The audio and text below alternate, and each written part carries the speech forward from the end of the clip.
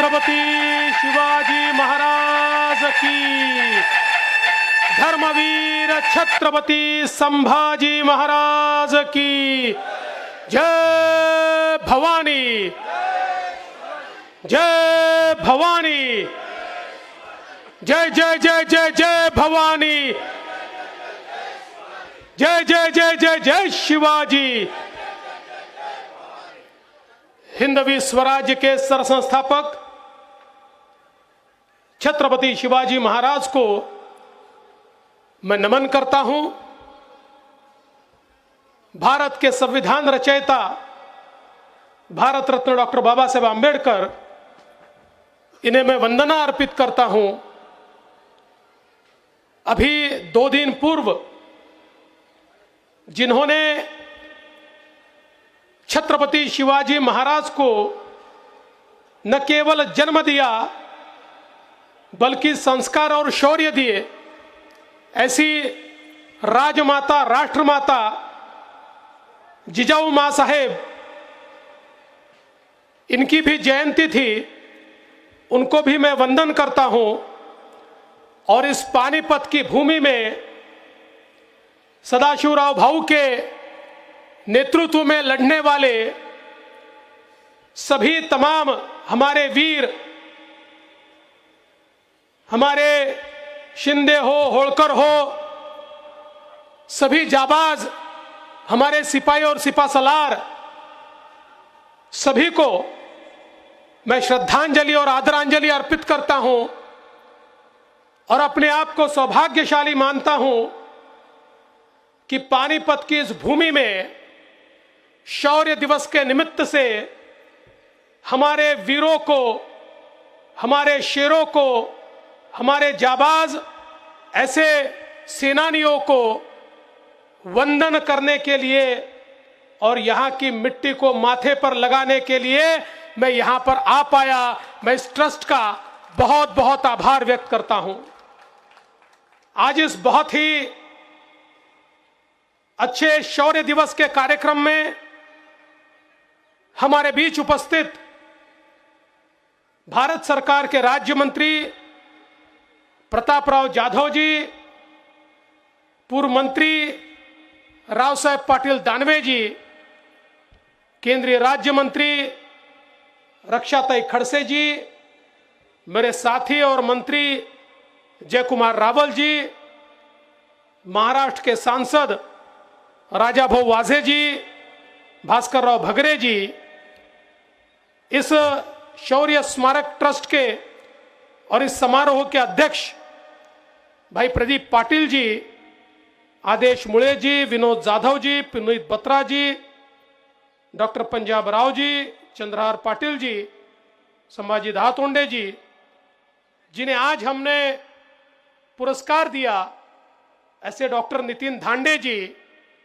और मंच पर उपस्थित सभी महानुभाव, यहां पर उपस्थित सभी देशाभिमानी और देशभक्त बहनों और भाइयों, आप सभी को मकर संक्रमण की मैं बहुत बहुत शुभकामनाएं देता हूं और साथ साथ शौर्य दिवस की भी बहुत बहुत कामनाएं देता हूं। हम सभी जानते हैं 264 वर्ष इस युद्ध को पूरे हुए। 1761 में यह युद्ध लड़ा गया था, जहां हिंदवी स्वराज की हमारी सेना, मराठाओं की सेना अहमद शाह अब्दाली के सेना के खिलाफ इसी पानीपत के मैदान में लड़ रही थी। दोस्तों, इस देश का इतिहास अगर किसी ने बदला तो छत्रपति शिवाजी महाराज ने इस देश का इतिहास बदला। जिस समय समूचा देश एक ऐसी अवस्था में था कि शायद हम में से कोई हिंदू कहलाने के लायक नहीं रहता, हम अपने भगवे का स्वाभिमान कभी बता नहीं सकते।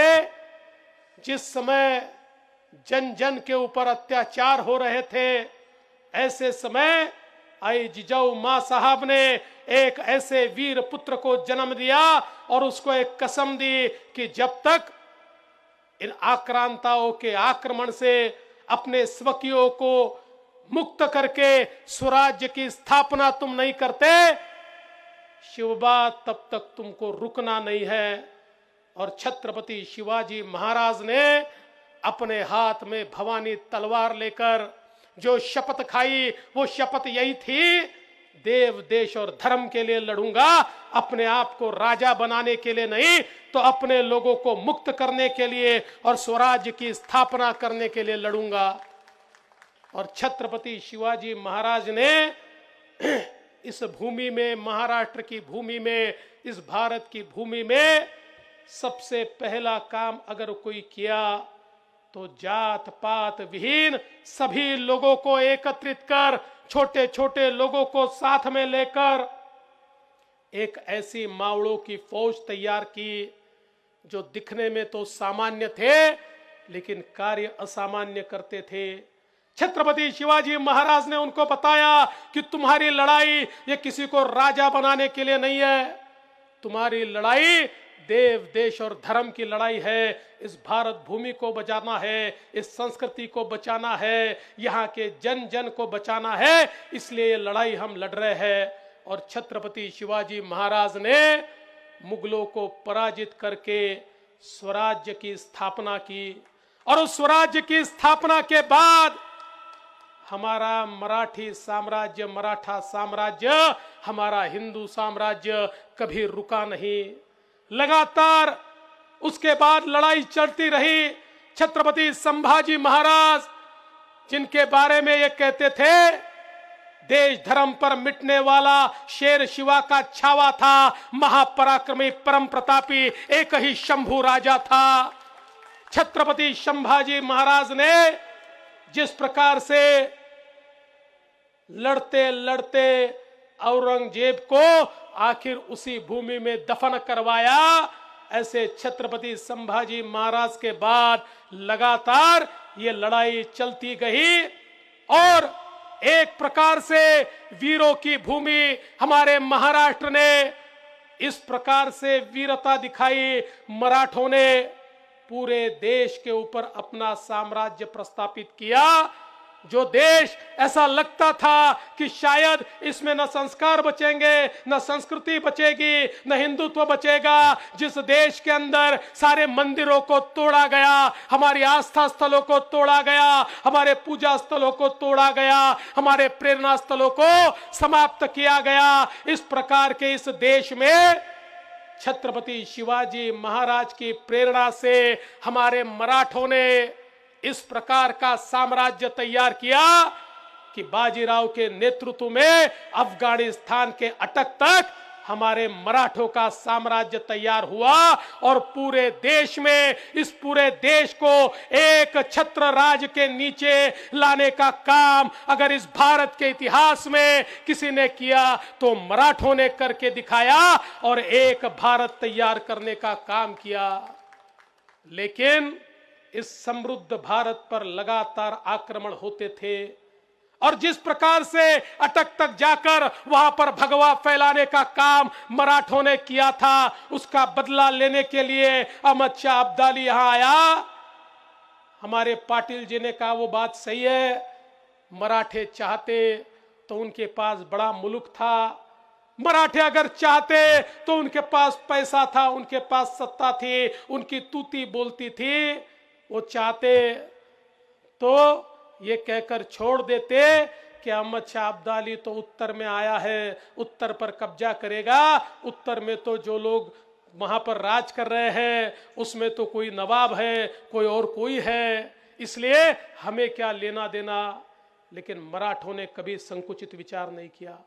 मराठों ने हमेशा इस देश का, इस मातृभूमि का विचार किया, क्योंकि छत्रपति शिवाजी महाराज ने उनको कभी संकुचित विचार सिखाया नहीं था, उनको देश के लिए लड़ना सिखाया था।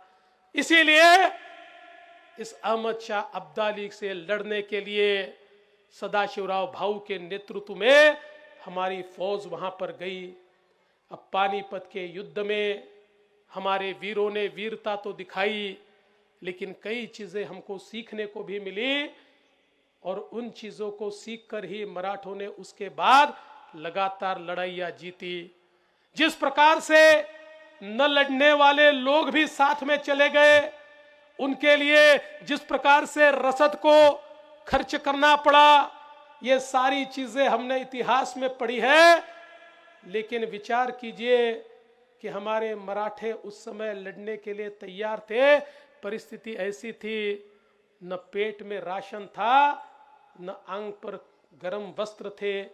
अरे अभी तो 10, 12, 13 टेम्परेचर है, तब भी मैं कोट पहनकर यहाँ पर आया हूँ। वहाँ अहमद शाह अब्दाली के लोग चमड़ा पहनकर सारे उसके सेनापति सेनानी सैनिक लड़ रहे थे और हमारे मराठे पतले पतले वस्त्र पहनकर, जिनके पास कोई गर्म वस्त्र नहीं था, फिर भी लड़ रहे थे, क्योंकि देश के लिए लड़ रहे थे। पेट में अनाज नहीं था, रसद खत्म हो गई थी। जिस प्रकार से सेना तो एक थी, लेकिन सेना को चलाने वालों में थोड़ा मतभेद था, इसलिए जो रसद महाराष्ट्र से आनी चाहिए थी वो रसद नहीं आ पाई। लेकिन उसकी चिंता उन्होंने नहीं की, मैदान उन्होंने नहीं छोड़ा। और जिस प्रकार से मैदान में उतरे मल्हारबा होळकर, हमारे शिंदे, उनके बेटे सारे के सारे मैदान में उतरे, साथ में इब्राहिम गारदी भी था। और एक ऐसी लड़ाई शुरू हुई जिस लड़ाई में पहली बार इस प्रकार के शस्त्र आए थे, जो शस्त्र इससे पहले किसी लड़ाई में इस्तेमाल नहीं हुए थे। नए प्रकार की बंदूकें लेकर वहां पर अहमद शाह अब्दाली आया था। इब्राहिम गारदी के पास भी उसी प्रकार का तोपखाना था और एक प्रकार से लड़ाई चल रही थी।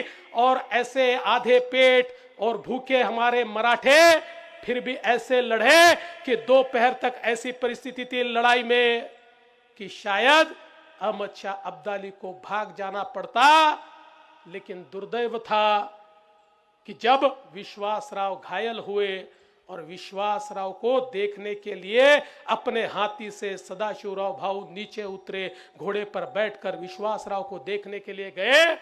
और उसी का फायदा लेकर अहमद शाह अब्दाली ने यह कहा कि विश्वासराव, हमने सदाशिवराव भाऊ को वहां पर समाप्त कर दिया और सेनापति समाप्त हो गया है। इस प्रकार की अफवाहें उठने लगी और उसके चलते जो एक नए प्रकार की लड़ाई इब्राहिम गारदी ने तैयार की थी, एक नए प्रकार की व्यूह रचना तैयार की थी, उस व्यूह रचना को तोड़कर कुछ हमारे सेनानी, हमारा सेनापति मारा गया। अब हम नहीं छोड़ेंगे। अनुशासन तोड़कर जिस समय अहमद शाह अब्दाली के ऊपर टूट पड़े, वही समय था कि इस लड़ाई में हम लोग पीछे हटने लगे। और उसके बाद जो कत्लेआम हुआ, लाखों लाखों लोग इसी भूमि में धराशायी हुए। ऐसा कहते हैं लड़ने वाले हमारे सैनिक 50,000 और जो नहीं लड़ने वाले थे ऐसे 50,000, 1 लाख लोगों का कत्लेआम यहां पर हुआ। उससे पहले अब्दाली के 20,000 सैनिकों को धाराशायी हमने किया था। लेकिन उसके बाद 2-3 दिन लगातार कत्लेआम होता रहा और मातृभूमि के लिए लड़ने के लिए आया हुआ एक एक सैनिक अपना बलिदान देता गया। ये भूमि बलिदान की भूमि है और इसीलिए ऐसा कहते हैं कि इस खून के कारण यहाँ के आम के पेड़ में काले आम आए और इस भूमि का नाम भी उसी प्रकार से पड़ा। ये हमारे मराठों के रक्त से सिंचित भूमि है। हमारे हिंदुस्तान के लिए जिन्होंने लड़ाई लड़ी उनके खून से सिंचित इस प्रकार की भूमि है। इसीलिए इस भूमि की माटी हमारे लिए पावन है। अरे लोग कहते हैं इस युद्ध में हम हारे, ये युद्ध नहीं था, ये केवल एक मुहिम थी, हम युद्ध नहीं हारे। ऐसा कहते हैं कि there is a war and there is a battle. आप बैटल हारते हो तो हार नहीं होती है, वॉर हारते हो तो हार होती है। हम युद्ध नहीं हारे, एक मुहिम हारे। मराठे थे, उनकी ताकत थी, फिर वापिस खड़े हुए। हमारे माजी शिंदे ने 10 साल के अंदर यहां पर दिल्ली का तख्त फोड़ा और दिल्ली को जीतने का काम किया। और साथ साथ जिन्होंने हमारे इन वीरों को मारा था उनके ऊपर हमला करके उनको भी तहस नहस करने का काम हमारे मराठों ने किया और फिर एक बार समूचे उत्तर के ऊपर मराठों ने हिंदवी साम्राज्य की स्थापना की। ये मराठों की ताकत थी, इसलिए मराठे युद्ध नहीं हारे। वो मुहिम जरूर हारे, लेकिन उसके बाद युद्ध में अगर विजय किसी की हुई तो मराठों की विजय हुई। ये युद्ध हिंदवी साम्राज्य ने ही जीता और हिंदवी साम्राज्य को वापस प्रस्थापित करने का काम हमारे मराठों ने यहां पर किया। इसीलिए ये जो युद्ध भूमि है, ये हम सब के लिए पावन भूमि है। इस भूमि ने एक संदेश हमको दिया। उस समय हमारे मराठों को मदद करने के लिए देश के अन्य राजा भी आ जाते तो शायद अब्दाली यहां से पराजित होकर चला जाता। वैसे तो अब्दाली भले ही उस मुहिम को जीता हो, लेकिन मन से इतना पराजित हुआ कि वापस मुड़कर भारत की ओर नहीं आ पाया। यहां पर कभी उसने कदम नहीं रखा और उसके बाद भी कदम रखने की हिम्मत किसी ने नहीं की। लेकिन मैं ऐसा मानता हूं कि उस समय भी अगर हम एक होते तो सेफ होते। हम एक नहीं थे, इसलिए सेफ नहीं रहे और हमारे ऊपर इस प्रकार से अलग अलग लोगों ने राज किया क्योंकि हम खंडित थे। आज हमारे भारत में पानीपत की लड़ाई के बाद हमको यही सीखना होगा। हमको जाति, प्रांत, भाषा के भेद भुलाकर हम समूचे हिंदुस्तानी एक हैं, हम सारे भारतीय एक हैं। इस प्रकार की भूमिका को रखते हुए देश का दुश्मन कौन है इसको समझते हुए अगर हम सब लोग एक साथ आगे बढ़ेंगे तो हमारे प्रधानमंत्री माननीय नरेंद्र मोदी जी ने जो विकसित भारत का नारा दिया है, जो स्वप्न देखा है, उस स्वप्न को हम एक कर पाएंगे, उस स्वप्न को हम पूर्ण कर पाएंगे। लेकिन फिर एक बार अगर हम लोग नापाक इरादों से हमारे देश में काम करने वाली ताकतें जो इस देश को खंड खंड में खंडित करना चाहती है, जन जन को विखंडित करना चाहती है, इस प्रकार की इस सारी मनसूबों को अगर हम लोग उसके सामने हार जाते हैं तो युद्ध में भी हारेंगे और हमारा देश भी खंडित होगा। अरे हमने तो सपना देखा है उस अखंड भारत का, जिस भारत में हम लोगों ने पाकिस्तान को भी देखा है और पाक ऑक्युपाइड कश्मीर को भी देखा है। ये हमारा सपना है जिसको हमें पूरा करना है, लेकिन उसको पूरा करने के लिए हम सभी को एकत्रित होना पड़ेगा। इसीलिए ये जो शौर्य स्मारक है, जो एकता का संदेश देता है, जो संदेश देता है वीरता का, जिस समाज में वीरता नहीं होती उसे गुलामी झेलनी पड़ती है। इसलिए वीरों का सम्मान करो, वीरों की पूजा करो, वीरों को यहां पर आकर वंदन करो। ये संदेश देने वाली ये पानीपत की भूमि है और मैं हमारे प्रदीप पाटिल जी और उनके साथियों का अभिनंदन करना चाहता हूं, आभार व्यक्त करना चाहता हूं। आपने इस जज्बे को यहां पर जीवित रखा है और जिस मेहनत के साथ और जिस शिद्दत के साथ आप इस कार्यक्रम को यहां पर आयोजित करते हैं, मैं आपको सलाम करता हूं, आपको नमस्कार करता हूं और आपको आज यह आश्वासित करना चाहता हूं, आने वाले दशकों तक यहां पर कार्यक्रम आयोजित करने के लिए केवल शौर्य स्मारक ट्रस्ट नहीं होगा, उसके साथ महाराष्ट्र सरकार भी होगी। महाराष्ट्र की सरकार भी आपके साथ में इस कार्यक्रम का आयोजन करेगी और यहां पर जिस जमीन का अधिग्रहण करना है और मुझे बताया, मैं उन किसानों का भी आभार व्यक्त करता हूं कि हमारे प्रदीप जी ने और हम उनके साथियों ने किसानों को यह निवेदन किया कि यहां पर आपकी भूमि हमको इस स्मारक के विस्तार के लिए चाहिए। उन किसानों ने उसको हामी भरी, लेकिन उसके पैसे नहीं आ पाए। अब इसका अधिग्रहण महाराष्ट्र की सरकार पैसे देकर करेगी और हम लोग इस भूमि को लेंगे और साथ साथ यहां पर इस शौर्य भूमि में जिनसे हमने शौर्य का गुण लिया, हमारी धमनियों में जिनका शौर्य दौड़ता है, ऐसे छत्रपति शिवाजी महाराज की प्रतिमा भी इस भूमि में होनी चाहिए। इसके लिए भी हम महाराष्ट्र सरकार की ओर से पूर्ण रूप से उसके लिए जो भी करना पड़े वो करेंगे। और मैं आपको ये भी आश्वस्त करना चाहता हूं, अगले शौर्य दिवस पर हम हरियाणा के आदरणीय मुख्यमंत्री जी को आपकी ओर से निमंत्रण देंगे और उन्हें ये निवेदन करेंगे कि सैनी जी भी यहाँ पर उपस्थित रहे।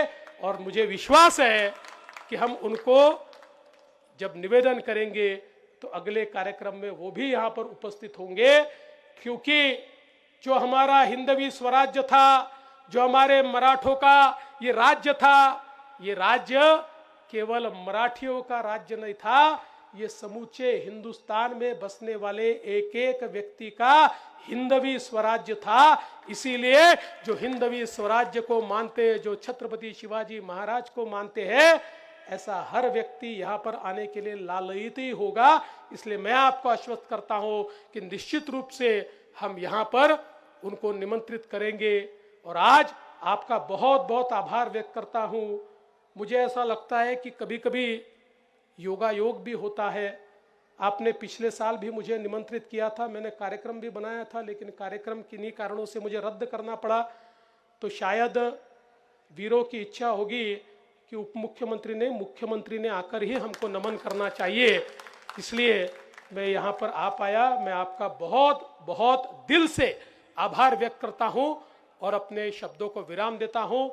जय हिंद, जय महाराष्ट्र, जय भारत, छत्रपति शिवाजी महाराज की।